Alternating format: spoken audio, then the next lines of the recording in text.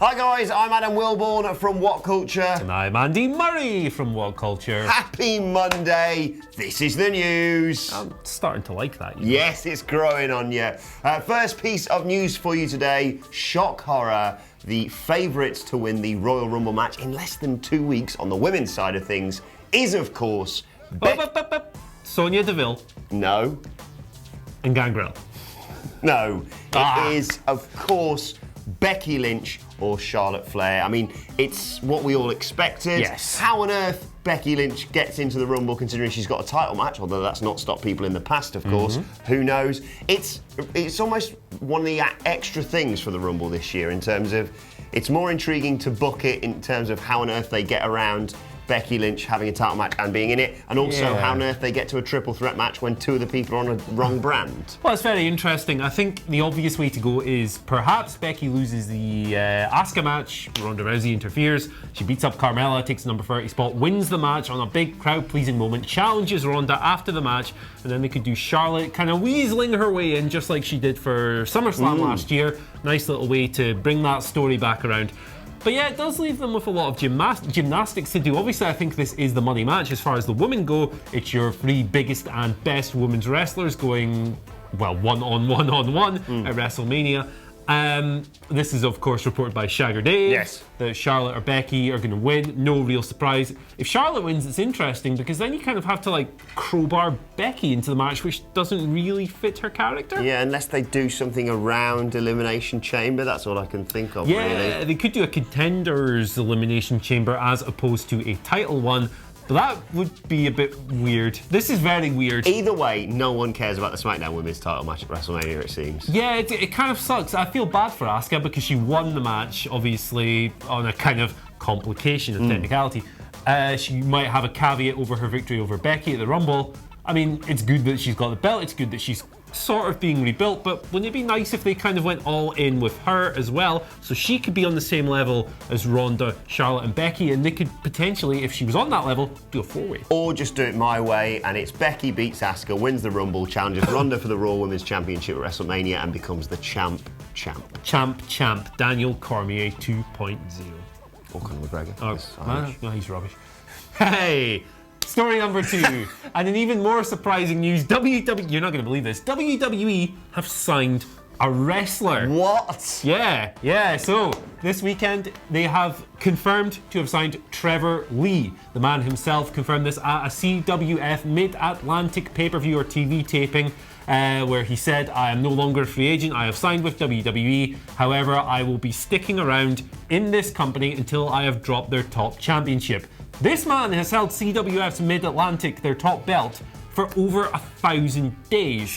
He has racked up 39 successful defenses. So a little bit about Trevor Lee for those who maybe don't know. He's 25 years old. Somehow he's already been wrestling for 11 years. He was in Impact for 4 or 5 years. Former X Division champion, recently left that company. Very versatile wrestler. He can do almost anything. In CWF Mid-Atlantic, he plays this kind of almost like Flair-esque ace top champion, working these old school style ground-based matches. But I've seen him in PWG doing comedy stuff. Obviously, he was an X-Division wrestler in Impact. He's the kind of guy, when you look at him, he's all scruffy, he's got long hair and an unkempt beard. People look at him at first glance and go, who's this little indie rascal? But when he gets in the ring, he's pretty incredible. I'm very excited to see what they do with him, although he's in a stacked company now. Yeah, you'd have to imagine he'll go straight to NXT, and that roster is very big. You have to wonder, like, perhaps someday are they going to have to start slowing down with these acquisitions? They're obviously not going to do that, but like if you look at a guy like Dominik Dijakovic, he had 2 squash matches in his first year and a half in the company. Trevor Lee could well be in a similar situation, another indie standout. But, you know, he does have a bit of pedigree. He has been trained by the Hardys, so he's got that as a nice little in. And he's extremely versatile, like I said. He could be a jobber, he could be a mid-carder, could be a tag guy, or he could be the top champion. I think it's a great signing, and at 25 they have a real opportunity Matt to Hardy tweeted, didn't he?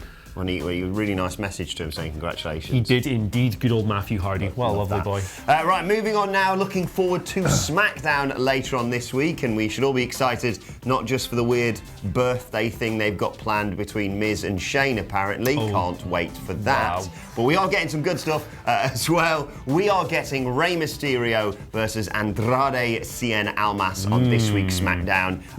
They had a phenomenal tag match, of course, last week. I cannot wait for this. Yeah, this should be fantastic. I mean, they had a nice little neat and tidy 8-minute match back in November. It was good. Obviously, with more time, it could be even better.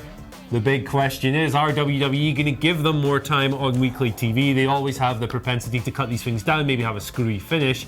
But goodness me, if they give these guys 15 to 20 minutes and no instructions other than go and have a great match, wow. It's like 2 generations of Lucha Libre stars. People moan sometimes that they're repeating old matches from SmackDown. This one, I'm absolutely fine with. Yeah, totally fine with this. And if you read the WWE.com article, they kind of put it over as this long-running rivalry. They had that match in November.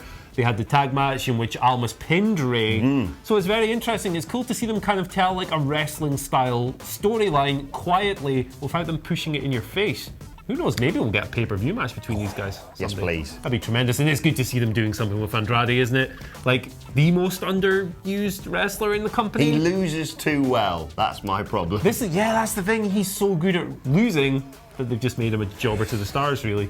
But, you know, maybe he'll win the Royal Rumble. No, he definitely won't be doing that.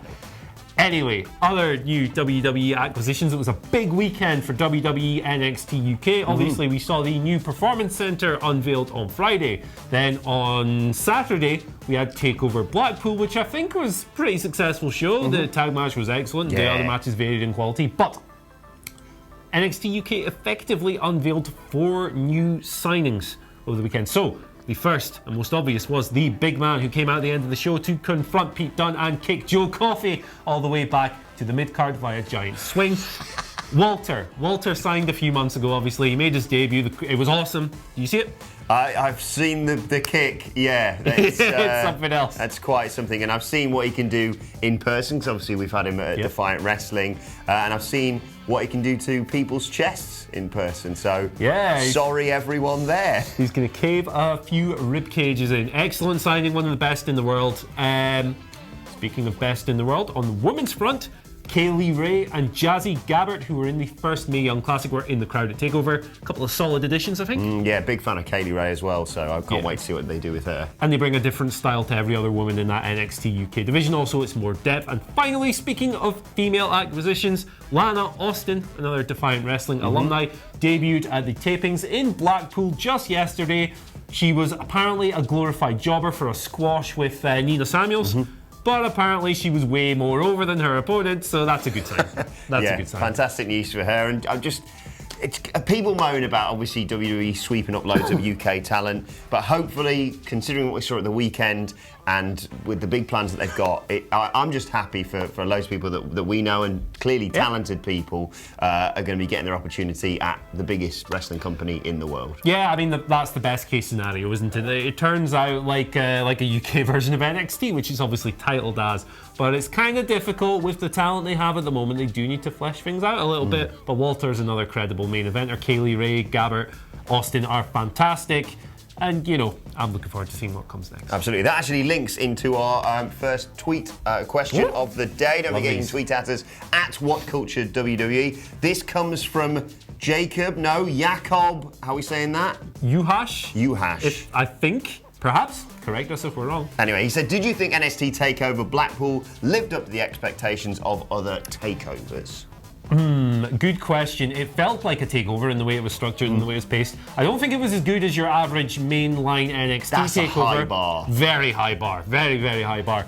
But for a first takeover from the brand, it met my expectations. I was expecting a good show that would be better than the kind of general lack of enthusiasm for the card.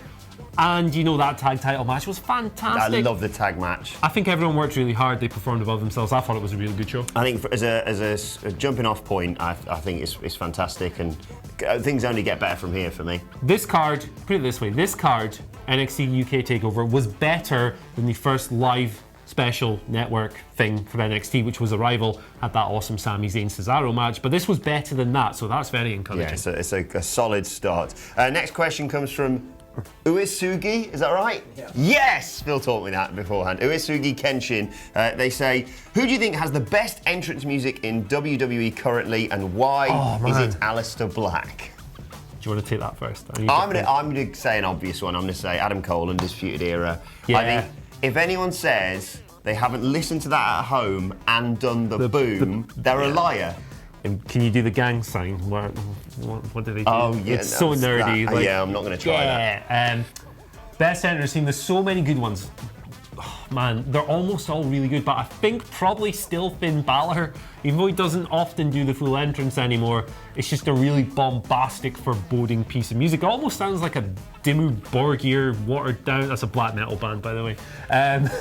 Yeah, I just love the mix of the orchestration and the heavy metal riffs. It's really good. And in talk about crowd involvement, that shot when you see it in the background, it actually looks fantastic. Io Shirai, also low key, and Matt Riddle's new one. Oh, bro, yes. Yes, final question today comes from Scott Wilson, who says, if you could sign one guy to AEW that isn't already signed, who would it be and why? Pretty obvious, isn't it? The only man who's capable of both fanging and banging 24/7, Gangrel. You go for Gangrel? Yep. Right, well, I'm going to go for someone Love who I think everyone would probably think of when they hear this question. You think, look, AEW, they are being linked to the likes of Kenny Omega. They only go for the best in the world. And that, as we all know, is Shane McMahon. Wow. No, of course. It is CM Punk. It's obviously CM Punk, right? The biggest possible coup they could ever pull off is somehow convincing Chick Magnet Phil that he doesn't hate wrestling. Can you imagine if they, as they did the Kenny Omega announcement, it got interrupted by CM Punk?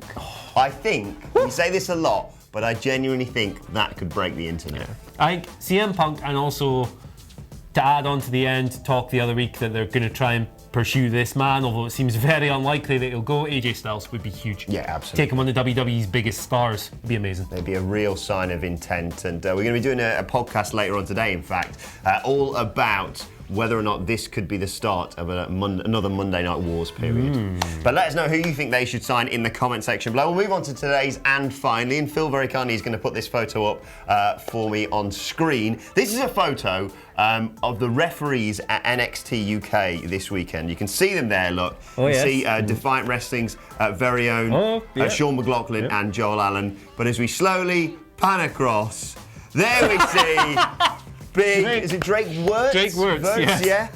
Look at that. Now that photo clearly has a filter on it, because Sean's not that pale. He is Scottish, but he's not that pale. Hey, careful. It's a nice filter on it. So Drake is even more mahogany than that picture looks. He didn't look like that when he was doing death matches on the indies. Drake, just calm it, all right, mate? I'm a big fan of yours, but I often concentrate on you more than I concentrate on the matches. We wouldn't go too in on the man there. Have you seen his wrestling stuff? Well, like, yeah. light tubes and razors. Sorry about that, Drake. Stabbing. Anyway, look, he's a referee. He's exactly what it says on the tin. I love Drake. Right, let us know your thoughts on all this in the comments section below, and let us know your thoughts on some of the news stories from today.